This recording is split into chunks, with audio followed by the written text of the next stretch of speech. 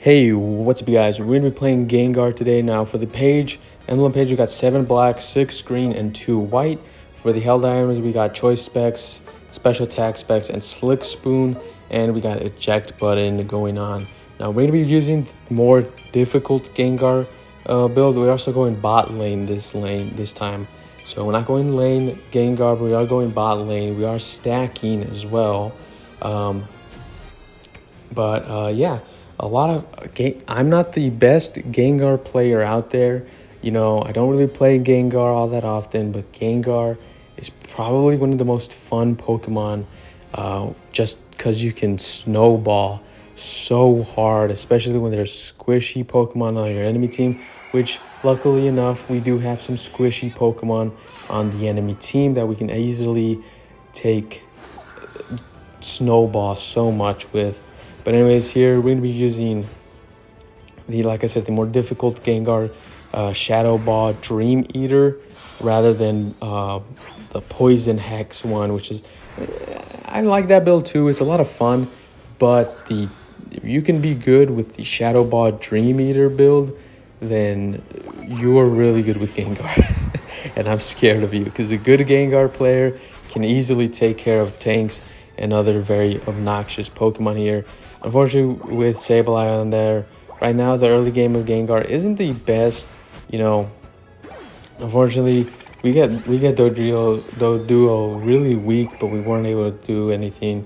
I felt like my Will-O-Wisp didn't cast. I'm not too sure what happened there. I feel like we should have been able to get burned off of him, but I think Doduo popped a full heal. That's why we weren't able to just knock him out with burn damage.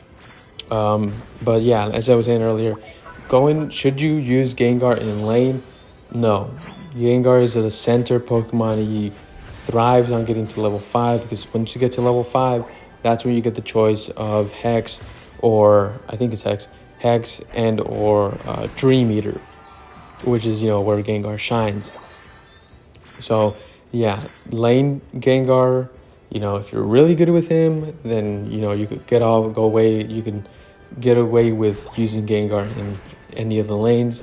But you really want to make sure that you are getting experience. So if you are laning with a support Pokemon, hopefully they have experience share, so that way you can get experience from them. Here we get our choice of Dream Eater already.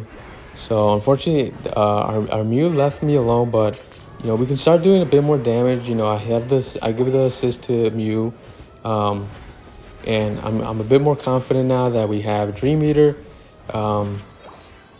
Unfortunately, it doesn't land on Sableye, so we weren't able to do much.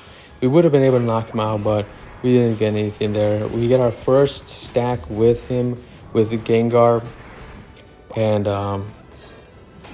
yeah, we get Mew gets another elimination, and we get another stack, and so that's 2 stacks for us right now.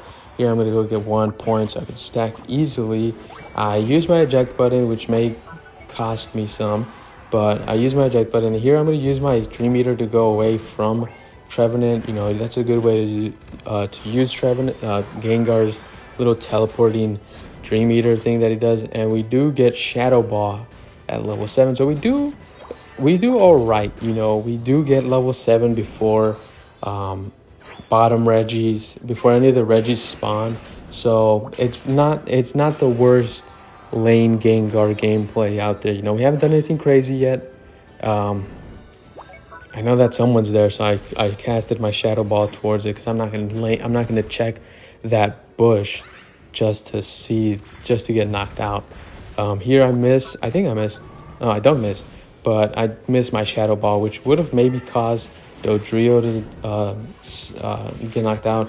Unfortunately, I do go out because Dodrio does use Jump Kick, so that does take me out there. But our team is there. Our team is fighting. They're healthy. They're fine. And I've got 2 stacks as Gengar right now, which is a Haunter.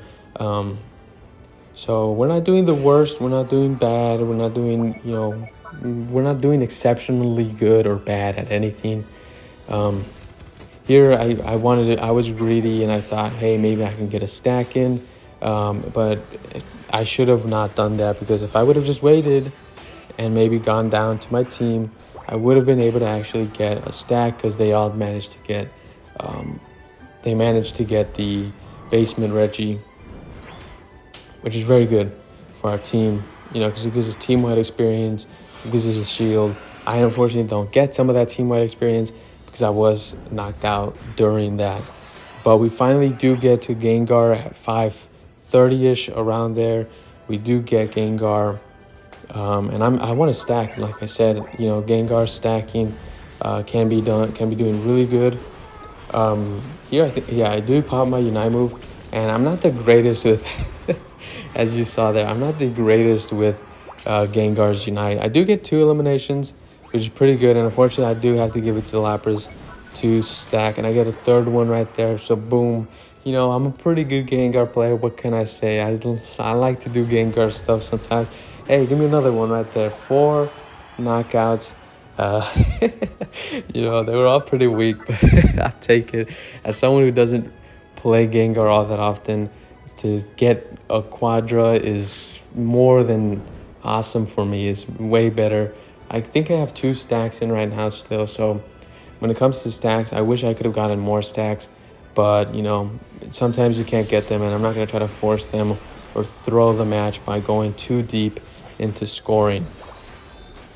The best thing that I can do right now is just try to get as much experience, try to be a high-leveled Gengar as I can. Here, what I would have to work on, critiquing myself, I would have to work on like my targeting and my, just aim, because I miss a lot of my Shadow Balls, a lot of my Dream Eaters I missed that, I missed that one. So yeah, I would have to work on that when it comes to things if I want to improve my Gengar with. But luckily we do get it, nonetheless, and that was a weird one. It over teleported me on the other side there. But we're going to get these birds here, and Dodrio's there. I think our Mew should be able to handle him. He's already pretty low on HP, so it shouldn't be that big of an issue for him here. I again miss my shots, but my excuse would be that the Talonflame flew up in the sky, so I wasn't able to get him no matter what.